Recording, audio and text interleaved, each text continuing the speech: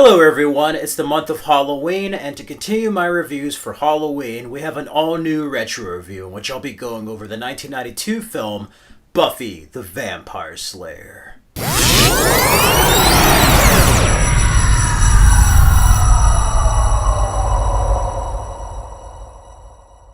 Buffy the Vampire Slayer stars Kristy Swanson as Buffy, Donald Sutherland as Merrick, Paul Reubens as Emmeline, Rutger Hauer as Lopez, Luke Perry as Pike, along with Hilary Swank as Kimberly, and David Arquette as Benny. It is written by Joss Whedon and directed by Fran Rubel-Kazoo. Buffy the Vampire Slayer centers around the character of Buffy, an airhead cheerleader who is chosen by a guy named Merrick to defend the world of vampires. When Merrick informs Buffy that she is the chosen one, she thinks he's crazy. But then strange things begin to happen. Many other kids from her school turn up missing and are later found dead with bite marks on their necks. Buffy then realizes that those bites were made by vampires. She then comes to the horrifying truth that she is the chosen one, and she must destroy this vampire named Lopez. Okay, so that's the cast and brief plot of Buffy the Vampire Slayer. Now, of course, this is completely different from Buffy the Vampire Slayer on television. Joss Whedon wrote the script, and they really mishandled his material. This film suffers from a tone issue.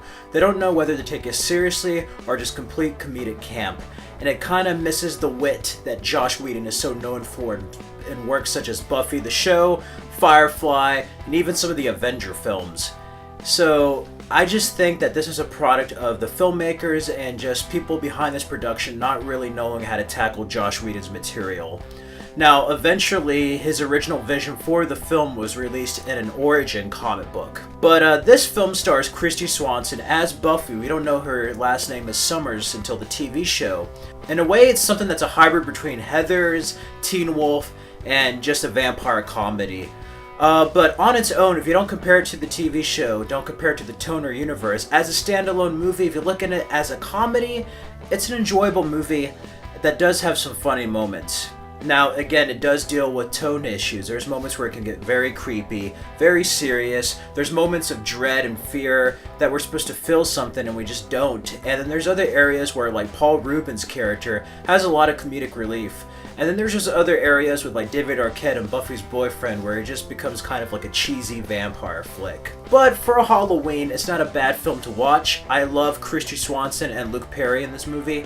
Luke Perry, fresh off of Beverly Hills 90210. And he does a good job here as Pike. There's some similarities you can see between him and Xander in the show, but I really think he does a solid job in this. I like him and Kristy Swanson's chemistry together. And Kristy Swanson really knocks it out of the park. There's one thing I wish carried over onto the TV show is Kristy Swanson's Buffy.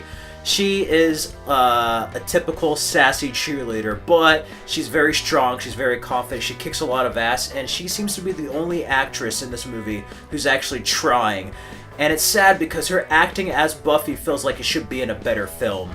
But the other actors do a solid job. I love Paul Reubens and Rutger Hauer. Rutger Hauer, even though it's campy, he really plays the role of Lopez very sincerely and just owns up the hamminess of it all.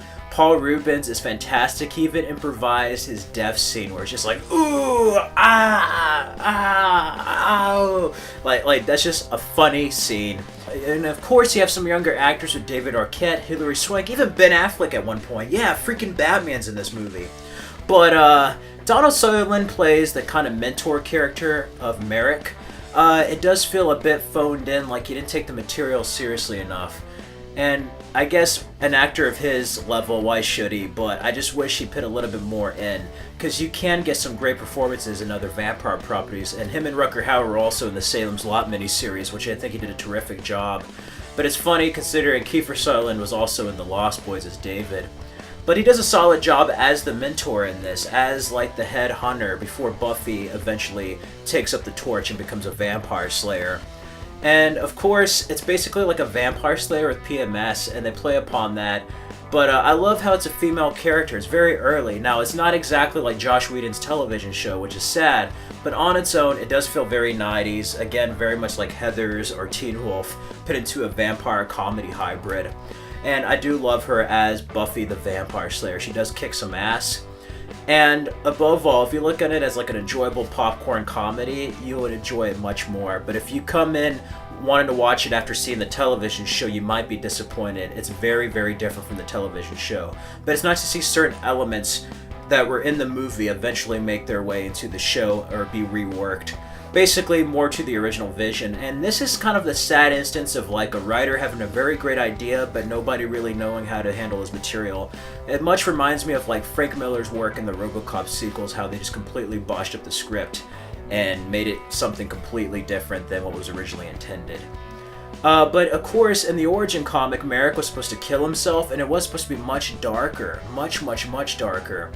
But you do have some dramatic moments, but again, they're not really played fully the way they should be. We don't feel the amount of impact we should be feeling. But it doesn't negate the fact that this is an enjoyable, just kind of like 90s period comedy film. Before I continue my review, I would probably give Buffy the Vampire Slayer a 3 out of 5 and a B.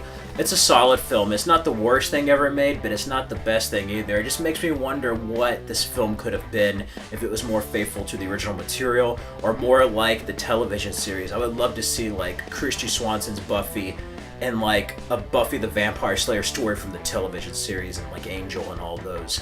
It's just amazing seeing how it started here and then eventually it being reimagined more to its original tone with the WB television show. So it's very interesting, also with the comics as well. But having a female vampire hunter is very different. We don't usually see that. We see a lot of like Blades, Professor Van Helsing's. We never really see a female hero, let alone a female vampire slayer. Something about that's pretty cool. And again, there's a lot of good comedy moments here. It does feel like a very teenage type of movie. And Rutger Hauer, I can never really complain about any of his performances. Sure, it's not like Batty in Blade Runner or his other roles, but he does play up to the hamminess of the script. And he feels like he fits in as Lothos. And then with Paul Reubens as his second in command, him losing his arm and then that death scene, yeah. If anything out of this movie, you'll remember Paul Reubens. Like, seriously, he improvised a lot of stuff, and he just plays it up to the script, and it just has a lot of fun with the character as this vampire. It definitely plays upon the vampire tropes. It feels very cheesy in that regard, but like in a good way, not like in a Blade Trinity type of way, but in a good way. Anyway, Buffy the Vampire Slayer is a product of the early 90s and something that really should exist in its time, and also kind of reminds you of how things were back then, just a little more simpler. I don't know how to explain it. It's very different, but I can't pronounce the director's name.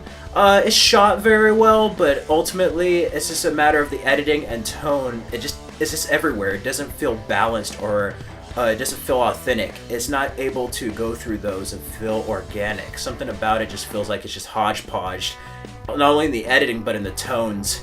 And I'm okay with that as the movie looking on it by itself, but it just makes me wonder, like, they did not know what this movie was. Like, if whether they want to make it a comedy, whether they make it like a teenage horror film, a straight up horror film. So just kind of like everywhere. But the actors do a solid job, yeah, I like it for what it is. And the soundtrack is actually even better. Toad the Red Sprocket's Little Heaven. Oh my god, there's another song. Just so many other 90s music. Very early, kind of like hidden gem of 90s music that I like. It does have a solid soundtrack. And of course, Buffy, as always, slays some vampires and kicks some vampire ass. And I really like her in this movie, and then also another film by Wes Craven, and The Chase with Charlie Sheen. Which, speaking of which, she says she dreams about marrying Christian Slater. In the original script, she says she dreamed of marrying Charlie Sheen. Yeah, just kind of crazy, but Joss Whedon, you could tell, was not happy with this. They had a hard time working with Donald Sutherland. Through his performance, you can tell that he just did not care for this material, and Joss Whedon eventually left production with his hands up saying, I don't know what the hell they did to my script. And I can't even imagine that as a filmmaker and a writer. I can't imagine somebody just botching your material. And ultimately, he had more involvement and did it himself with Buffy the Vampire Slayer. The director of this also had executive producer credit in the TV show, but I don't think she did very much as she did in this movie. Overall, it's not the TV show, but it is solid and okay in its own isolated capsule, and I give Buffy the Vampire Slayer a 3 out of 5 and a B. Again, not the worst movie, not the best, but somewhere in the middle. And if you're in the mood for something fun and kind of comedic for Halloween, I would highly recommend checking out Buffy the Vampire Slayer. It'll be worth it just for Paul Reubens, Kristy Swanson, and Luke Perry alone, and the soundtrack. Anyways, that is my retro review of Buffy the Vampire Slayer. If you like this video, click the like button. Comment in the comments below. Let me know what you thought of Buffy the Vampire Slayer. Do you like the movie and TV show? Do you like the movie or TV show? Just let me know which one you like the best, or if you like both. And subscribe for more videos. Stay tuned for my next episode of The Final Cut, in which I'll be going over A Nightmare on Elm Street from 2010.